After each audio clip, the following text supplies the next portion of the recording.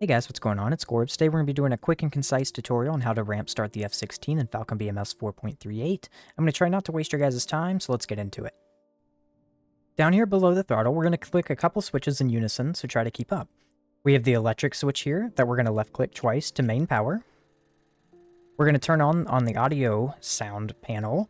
We're going to left click the COM1 and COM2 switch all the way to the bottom. On the UHF radio panel, we're going to left click twice to both. You can leave this on preset and set to your desired channel. 6 is for the AWACS, so you would want to set it to 2 if you need to talk to ground for any reason.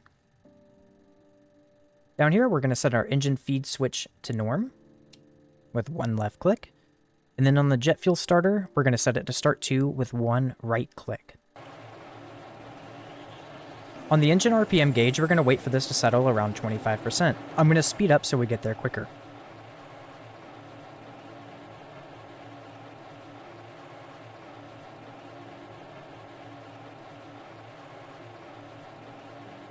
Now that it is settled around 25%, we can come back down to our throttle and left click this hook here. This will set the throttle to idle. Wait for the engine RPM to settle around 70%.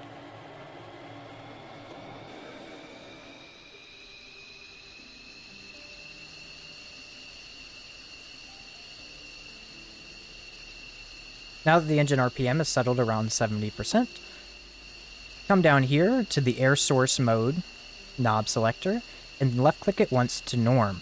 This will provide cooling for the avionics and a bunch of other stuff in the aircraft. Come down here to the avionics power panel and left click the MMC, the ST-STA, the MFD, the UFC, and the DL switch. As of Falcon BMS 4.38, we have no stored heading, so for the EGI switch, we're going to left click it once to norm. While you're down here, go ahead and left click your oxygen supply to on. The other 2 switches have no functionality. Right here, right next to the flight stick, go ahead and turn on your left and right hard points, your FCR, and set your radar altimeter to standby. I also recommend that you set your DED data with 2 left clicks to on so that we can get our DED on the HUD. Come up here to your ICP panel and left click the HUD symbology switch a couple times to your desired brightness. While the INS aligns, we can go ahead and return back to the main menu with a left click on the return button. On your left MFD, navigate to the test page and clear any warnings on the test page. On the back left console, we have the flight controls panel. Left click FLCS reset. This will clear the FLCS warning on the test page. Come back to the FLT control page and left click the bit switch to run the FLCS bit test. While we're down here on the IFF panel, go ahead and left click the IFF master knob to norm. Now that we have full power of the jet on the IFF panel, you can also set the CNI to the UFC. Come down to your exterior lighting panel and set master mode to all. You can set wing and tail to bright if you would like.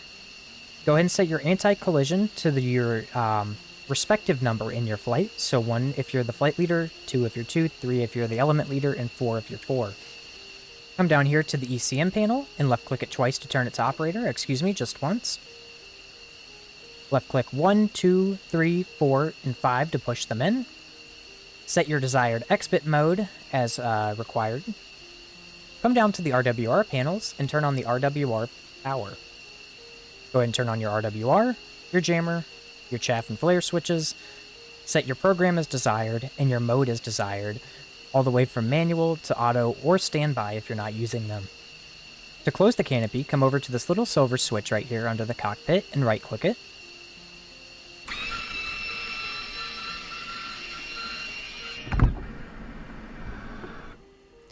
Once you see the canopy fully closed and it looks visually sealed with the rest of the jet, you can left click the locking switch for the canopy and you'll hear it lock.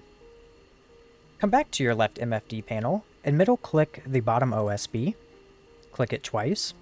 Go to your DTE page and then click load at the top.